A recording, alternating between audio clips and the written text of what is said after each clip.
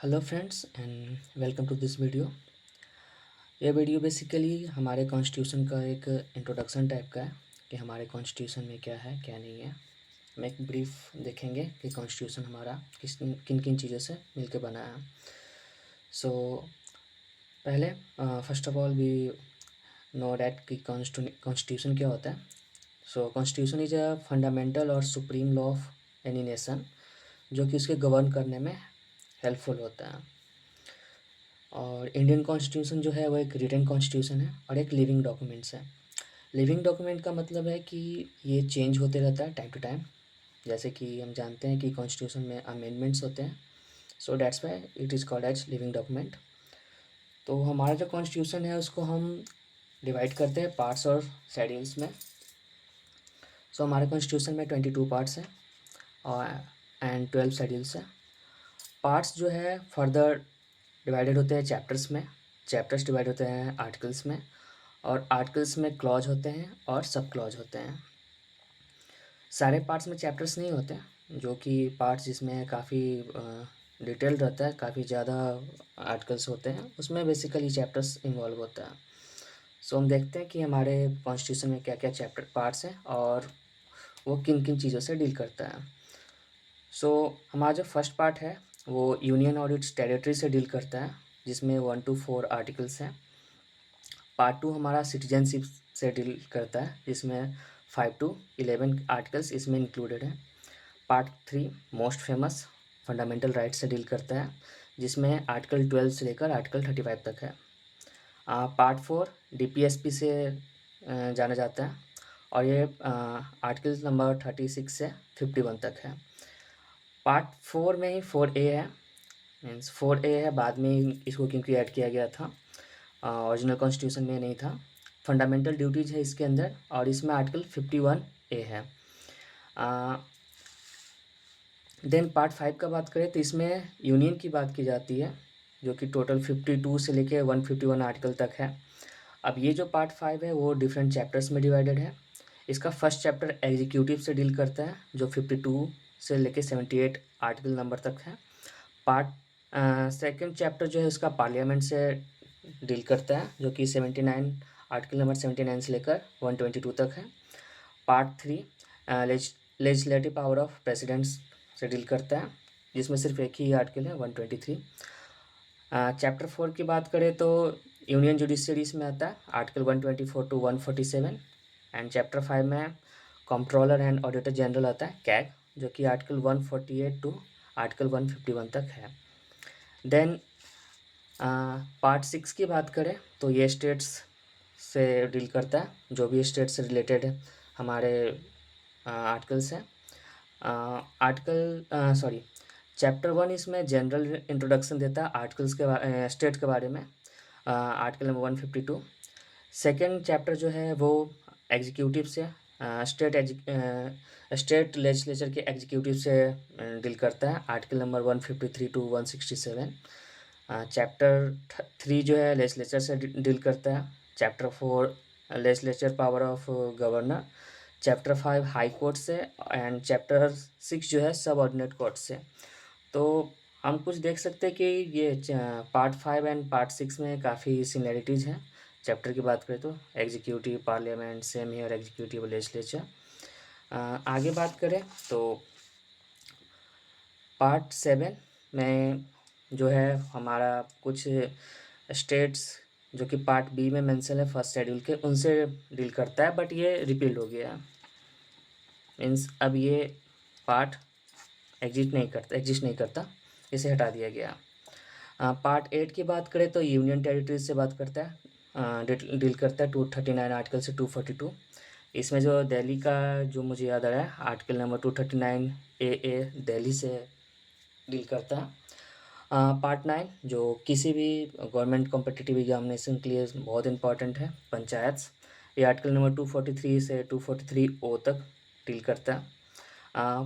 Part 9B municipalities से, 9B जो है वो कोऑपरेटिव सोसाइटी से करता है, सॉरी 9A म्यूनसिपैलिटी से, 9B कोऑपरेटिव सोसाइटी से डील करता है।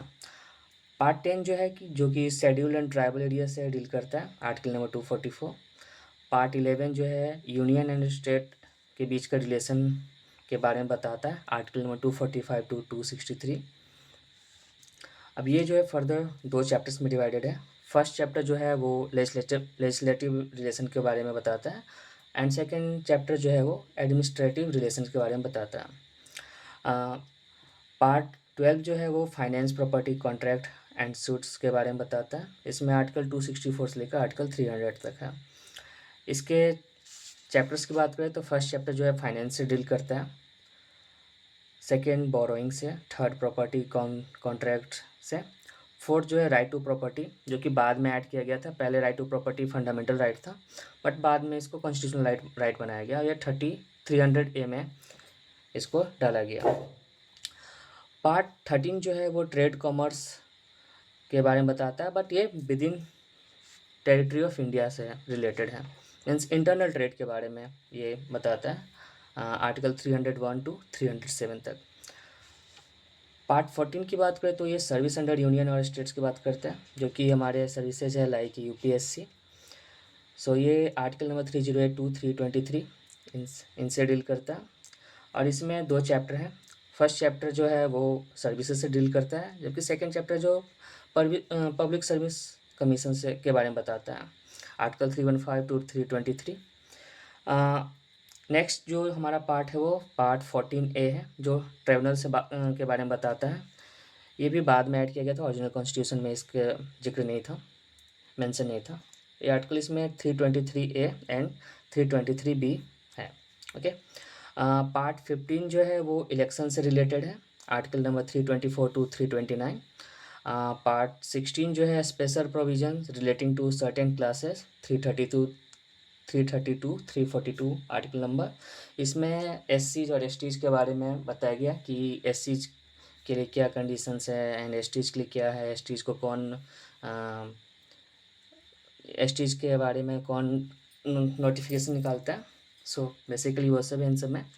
आर्टिकल नंबर 17 की बात करें तो इसमें ऑफिशियल लैंग्वेज है, और ये फर्दर डिवाइडेड है। चैप्टर 1 जो है वो ऑफिशियल लैंग्वेज यूनियन से डील करता है, जबकि इसका जो चैप्टर 2 है वो ओरिजिनल लैंग्वेज से के बारे में बताता है, जो कि आर्टिकल 345 टू 347 तक है। चैप्टर 3 इसका language of supreme court and high courts के बारे में बताता है, article number 348 to 349। And chapter 4 जो है पार्ट 17 का चैप्टर नंबर 4 स्पेशल डायरेक्टिव्स के बारे में बताता है।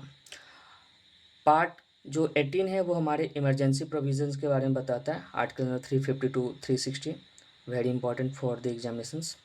पार्ट 19 जो है वो मिसलेनियस से है, इसमें 361 टू आर्टिकल 367। पार्ट 20 जो है अमेंडमेंट्स के बारे में बताता है, जिसमें आर्टिकल नंबर 368 है। Then part 21 is temporary, transitional and special provisions, and it deals with article 369 to 392. Part 22 is short titles, commencement, authoritative text in Hindi and repeals, ये आर्टिकल 393 to 395 है। अमेंडमेंट्स के दौरान आर्टिकल्स नंबर 395 तक ही रहा गया, उसी में एड ऑन किया जाता है। 395 के आगे लाइक 396 या 397 ऐसा कोई आर्टिकल अभी तक ऐड नहीं हुआ है। ओके, देन बात करें तो ये पार्ट्स के बारे में थे। हमारे कॉन्स्टिट्यूशन में पार्ट्स के अलावा शेड्यूल्स भी हैं। सो शेड्यूल्स की बात करें तो टोटल 12 शेड्यूल्स हैं हमारे आर्टिकल कॉन्स्टिट्यूशन में। सो जो फर्स्ट शेड्यूल्स है वो बताता है नेम ऑफ स्टेट्स, ड्यूटीज और उसका क्या एक्सटेंट है। Then schedule 2 deals with emoluments, allowance and privilege, जो कि हमारे प्रेसिडेंट, प्राइम मिनिस्टर इन सबको जो दिया जाता है उसके बारे में बताता है, मेंशन्ड है। लाइक अगर एमपीज या लेजिस्लेचर के एमएलएज के अलायंस में कुछ चेंज आता है तो ये शेड्यूल्स में हमारे चेंज किया जाता है। देन शेड्यूल 3 जो है ओथ्स एंड अफर्मेशंस के बारे में बताता है, जो भी शपथ लेते हैं ड्यूरिंग लाइक पीएम जब पीएम की पोस्ट के लिए शपथ लेते हैं, पोस्ट अटेंड करने से पहले, ऑफिस ज्वाइन करने से पहले, तो ये इसमें मेंशन है कि कौन से मिनिस्टर्स या कौन से पोस्ट के लोग के क्या ओथ्स रहेंगे। इसमें सुप्रीम कोर्ट के जजेस का भी ओथ्स मेंशन है। देन शेड्यूल 4 की बात करें तो इसमें राज्यसभा में जो सीट एलोकेशन होंगे उसके बारे में बताया गया। शेड्यूल 5 में schedule 5 deals with the provision relating to administration and control of schedule and tribal areas, जो कि जो भी एरियाज हैं शेड्यूल और ट्राइबल एरिया उनसे रिलेटेड है। इसमें एक स्पेशल स्पेशल कम्युनिटी बनता है। So schedule 6 is deals with provision related to administration of tribal areas in Assam, Meghalaya, Tripura and Mizoram only. Schedule 7 deals with the power between distribution of power between union state. इसमें 3 list है, union list, state list and concurrent list. उसमें mention है कि union का क्या power रहेगा जबकि state का क्या पावर रहेगा। Schedule 8 deals with languages, 22 official language है, उसके बारे में बताता है ये। शेड्यूल 9 जो है acts and regulation related with zamindari system and others, ये काफ़ी इंटरेस्टिंग शेड्यूल है। पहले इसमें ऐसा होता था कि जो लॉ शेड्यूल 9 के अंदर रख दिया गया उसके अंदर जुडिशियल रिव्यू नहीं होगा, मीन्स सुप्रीम कोर्ट भी उसको रिव्यू नहीं कर सकता है सही है गलत है, बट नाउ ये जुडिशियल रिव्यू अलाउ कर दिया गया। शेड्यूल 10 काफ़ी फेमस है एंटी डिफेक्शन लॉ के लिए, मीन्स किन किन किन बेसिस पे एक एमएलए और एमपी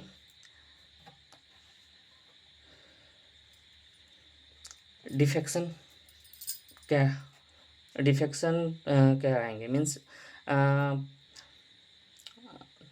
कैसे कहें, लाइक अगर एक एमपी और एमएलए अपने पार्टी छोड़ के दूसरे पार्टी को ज्वाइन करता है तो उससे रिलेटेड रूल है।